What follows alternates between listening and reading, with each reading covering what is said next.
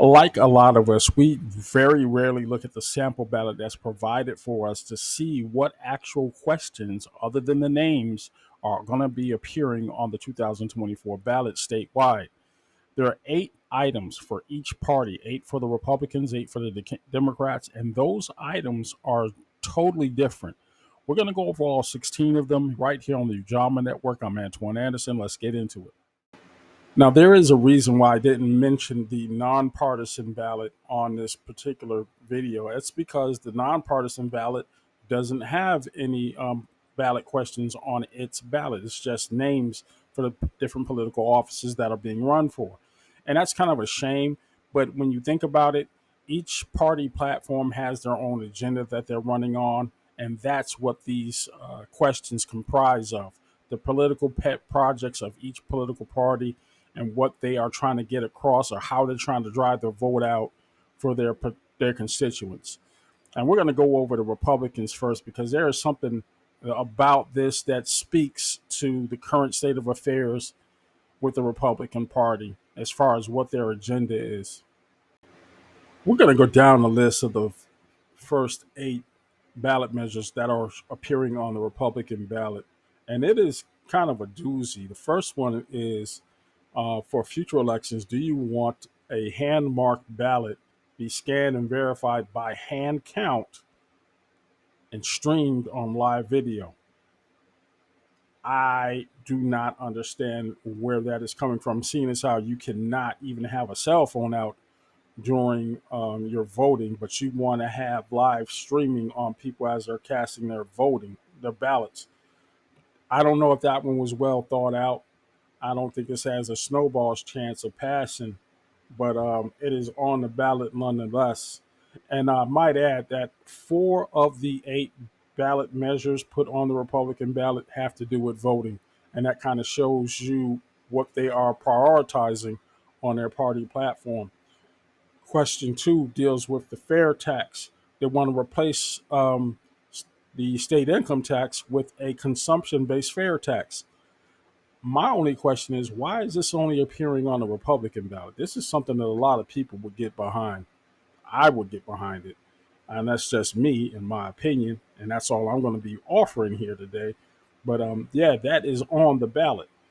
Question 3: should the legislature ban registered lobbyists from serving on elections board? Again, another elections based question.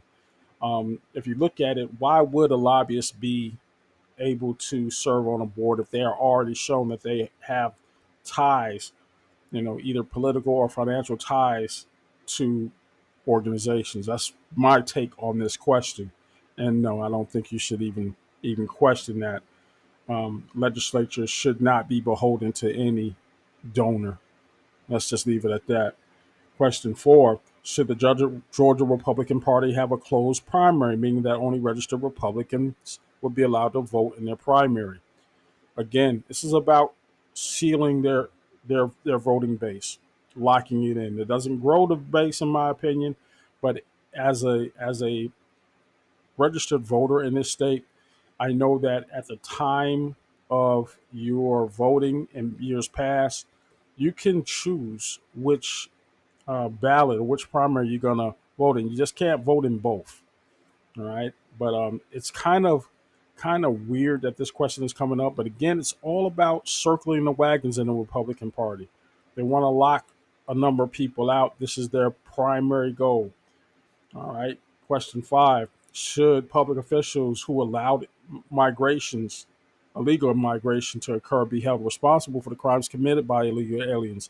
Now, this one is a hot button issue because we had an illegal alien out in a Venezuelan migrant murder a nursing student out in UGA, and that is going to be a big issue here in Georgia, as it should.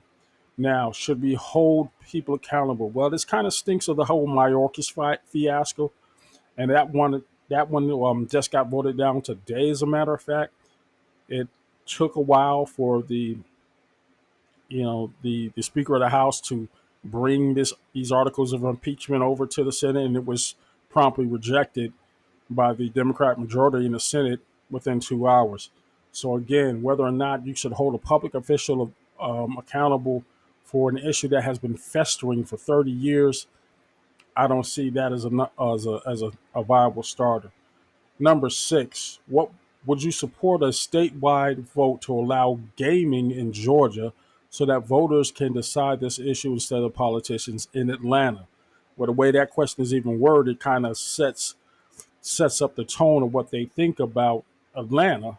Whoever put this thing together, that would be the Republican National Committee in Georgia. Um, where else would you put it? Who else has the infrastructure to house any large scale gambling? Are you going to just limit it to Georgia? Hey, what about Savannah? Savannah has riverboats right now.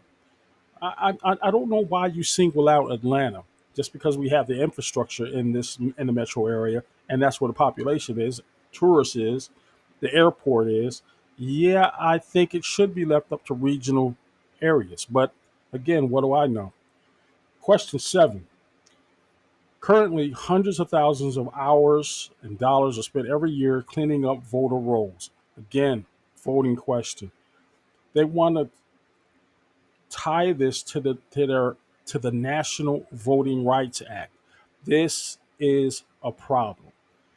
We have already had so much action with the repealing of those King era protections that was literally instrumental in getting the then President Johnson, after Kennedy's assassination, getting him elected and getting the highest concentrated black vote in history. Not even Barack Obama received more votes from the black community than President Johnson, and that's because they enacted the National Voting Rights Bill. And this question wants to repeal that. Not a good move on the Republican Party. Finally, do you believe unelected, unaccountable international bureaucrats like the UN controlled World Health Organization should have, and how they are putting it, uh, complete control of the management of future pandemics and well, looky here, pandemics in the United States, the authority to regulate your healthcare and personal choices. When has that happened? We have a lot of people here who did not even bother getting the vaccinations. As a healthcare worker myself, as a required worker through that pandemic, it was legislated that we had to get that shot. Every year, we have to get the flu vaccine, like it or not, like it or lump it, unless you have an approved religious exemption or some kind of health exemption. That's it. Everybody else gets that shot. This is on the ballot. Just understand the nature of what the platform is talking about. Is speaking right to the base. Now, if you think that's bad, wait till you hear what's going on with the Democrats, and we're going to get into that right now. Now, the first question on the Democratic ballot is kind of a layup. It's, gun control. And we definitely need it in this country. Even as a registered gun owner, I recognize that there has to be something done. As we talk about this latest question, or this first question, I want you to look at this video that I pulled out for today's news.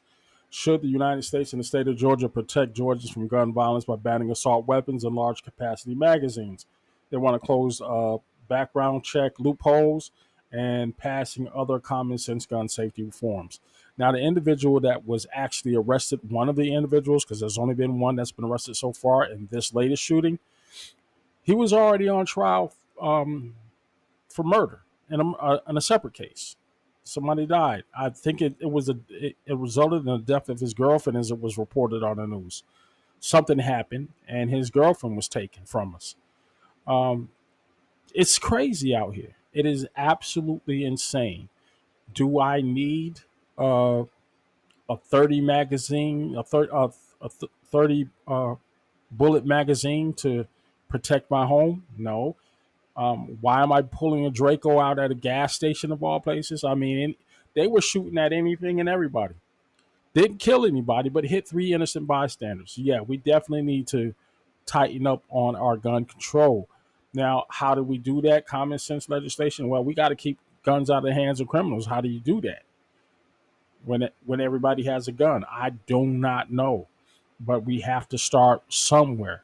I don't think you have to have a Draco to protect your home. Just me. But that's for the voters to decide. Next question, and that first one was a doozy. Should the state of Georgia incentivize clean energy production as part of the climate policy? This is the environment. Definitely something that we need to take a look at. There is nothing quite um, as easy an issue as this one, as we just recently had another tornado pass through the neighborhood. Um, it's just that kind of seriousness. Clean energy is better for our economy, less dependent on foreign sources. These are the first two issues on the Democrat ballot. Now, here we go. This is where we start getting into the weeds here.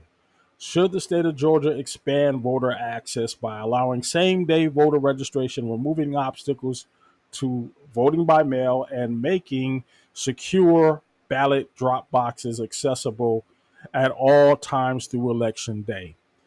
See, the problem with that is this is more of a reactionary voting measure compared to the four voting measures that were centered around limiting voting access by the Republicans. The the Democrats countered that with just having an open election.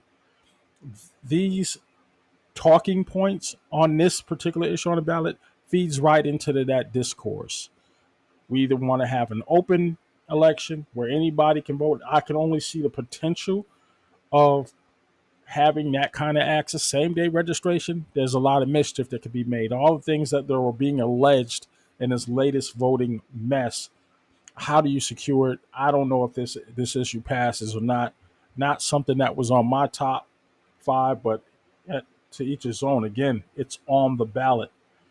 Question five. Um, Actually, let's go back. It's question four. Should the state of Georgia protect reproductive freedom by repealing the current 6 week abortion ban? Wow. If you've been paying attention, Arizona has the strictest abortion ban in place, and it has passed their appeal. I mean, they failed to remove it on appeals, so you cannot have an abortion in the state of Arizona. Um, this one is already driving people to the polls. Um, Deep red Alabama just saw a deep red district go blue because of this issue. Women are not happy about their choices being limited. This one, fellas, I think you're going to have to sit back and watch what happens come election day because, yeah, they're up in arms on this one, and I'm going to stay out of it on this channel. Question five: should the state of Georgia stop using taxpayer dollars intended for public education to pay for private school vouchers? Absolutely, absolutely. Period. Period. Question six, another layup. Should the state of Georgia raise the minimum wage to a living wage? Yup, sure should. But keep in mind, with that raise in the from a minimum to a living wage, things are going to get a lot more expensive to live off of. That's what usually happens. If there's more money out there, services are going to go up. Just keep that in mind. Things do not stay constant. You're not going to get a raise and not see bread go up another $6 to $6 a loaf. Just something to think about. Question seven: should the portion of the Georgia State Constitution allow for involuntary servitude of prisoners and other convicted offenses be repealed, thus prohibiting all forms of slavery and involuntary servitude statewide? Well, we know who that's geared towards. Inmates are currently unable to vote in the state of Georgia, and you are allowed to be placed on a prison work detail. We know how this is going to be used and played in the community. Again, I just look at this one as one of those drive the base, drive the voters to the polls kind of questions. Finally, question 8: should the state of Georgia improve access to safe and affordable housing by increasing affordable housing supplies, protecting tenants' rights, and to habitable living conditions, and cracking down on the negligence or abuse by property management companies or landlords? We just did 2 stories on squatters and deed thieves. Where are we getting this affordable housing? Who's going to be ponying up the bill? What are those housing units going to look like? These are questions that have to be asked before you try to say, oh, yeah, everybody needs a house. No, everybody can't afford a house. Everybody cannot get a loan. The key to making affordable housing is the affordable part. If you are paying a living wage, you won't be able to make that mortgage in the city of Atlanta. You're just not going to do it. The average rents down here are $2,400. A living wage is not going to handle that. You got to work 2 jobs. You got to have 2 people working 2 jobs, making it happen.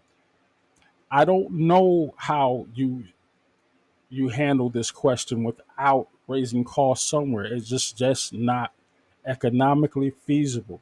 Not everybody currently working can afford a house.